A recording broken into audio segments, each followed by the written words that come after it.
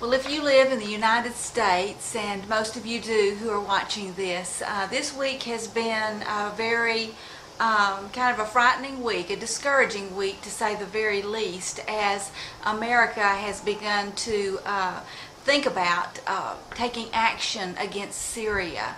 And the headlines have been full of varying opinions and the varying news accounts, and the Congress and the Senate are soon going to be voting next week on whether to give our president the go-ahead to take military action against Syria. And I don't know about you, but as I've watched the news and as I've read the headlines, it's been troubling, it's been discouraging, and I just think war. You know, it's just wearisome, isn't it? It is frightening in a lot of ways, and especially for those of you who have family and friends who are serving in the United States military. And so I just got to thinking today we just need to take a moment and interrupt our usual programming. We've been doing our series, You Might Be a Foolish Woman If.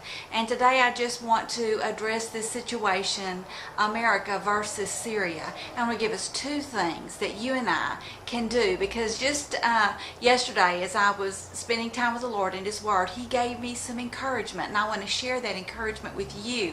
I think it will encourage you in light of today's headlines. But maybe you don't live in the United States, or maybe you do, or maybe you live in another country and you're just discouraged by certain circumstances in your own life. Listen, today's message is for you too. I think it's going to really encourage you. And so what I want to give you are two things that you and I can both do when discouraging times come, and two things that you and I can specifically do if we're Americans and we are looking at this situation, America versus Syria. The first thing that you and I can do in light of today's headlines, in light of discouragement that may come, is this.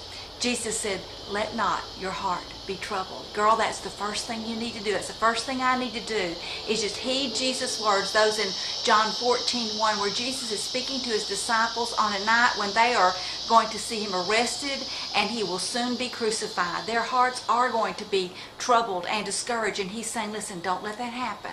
Let not your hearts be troubled.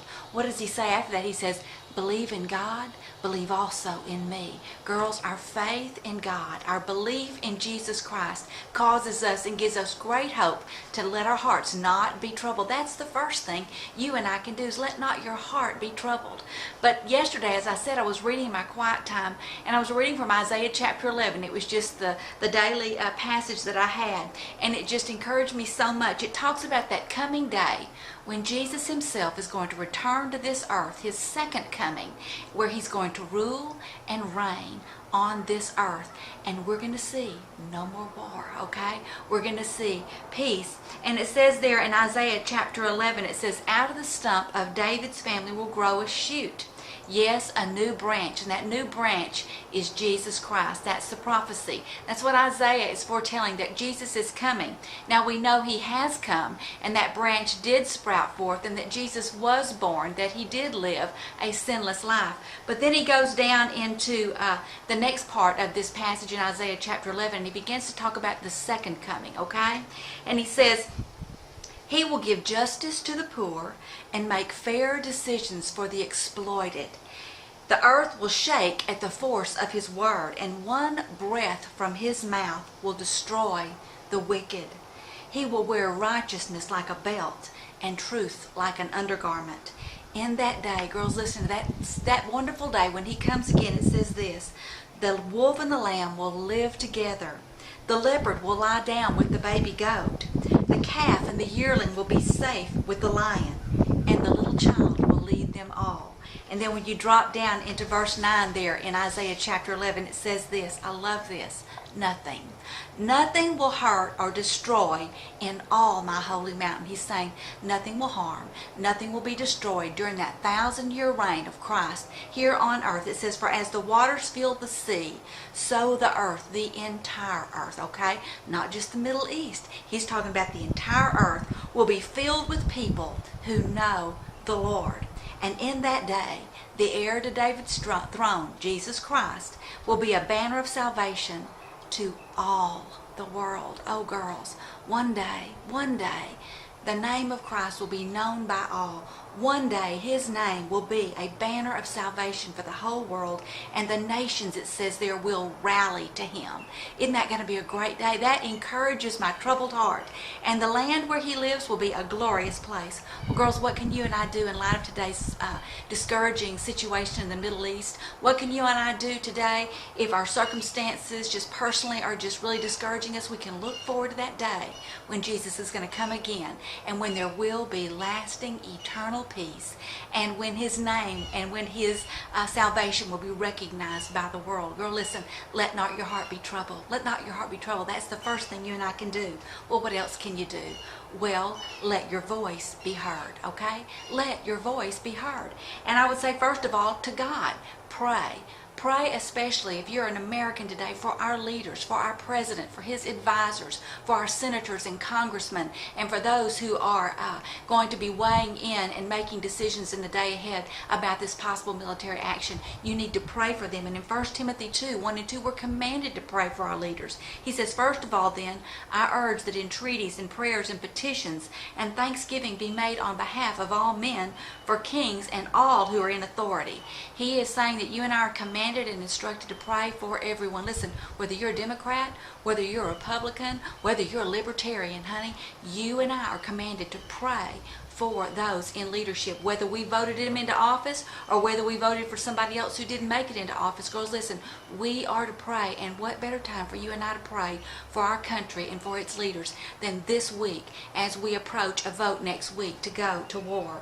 We also need to let your voice be heard to your elected representatives, okay? In America, we are blessed with great freedom to voice our opinions. You can contact, call, email your senators, your congressmen, even the president. Let your voice be heard. Let them share your heart with them. But also, I would say this, let them know you're watching them and the votes they will be making, but also let them know this. Don't forget to let them know that I am praying for you. I am one of your constituents. You represent me, and I want you to know you're at the top of my prayer list. You need to let your government officials, those who rule and be making decisions and have great influence, let them know that you're praying for them as well. In Matthew 5:13, Jesus said you're the salt of the earth. He also said in that passage that you're the light of the world, that you're not to keep your light under a bushel. You can let your opinions be known to those who represent you. You're the light of the world, so be salt, be light, and be in this dark, discouraging world. Let your voice, use your freedom, let your voice be heard. Speak to God, pray, and then make contact with those in Washington who are your elected officials. This next Sunday in choir, and I'm a member of the choir at my church that my husband leads, Sagemont Church in Houston, we are singing a fantastic song, and it could not be more timely. It's a song that was written by Andre Crouch, and it's called God is on Our Side. God is on your side. He's on my side. Those who believe in him, listen, we can count on him. It says that he stands with us. The Bible says that if God is for us, who can be against us? I want you to know whatever your discouraging circumstances are, God's on your side. I've even put a link below this video so that you can listen to that song. It's short, it's sweet, it will encourage you. Let me just read you the first verse of it. It says this: we live in troubled times. Seems like the sun won't shine. When will we realize, girls, listen, God is on our side. Let not your heart be troubled this week.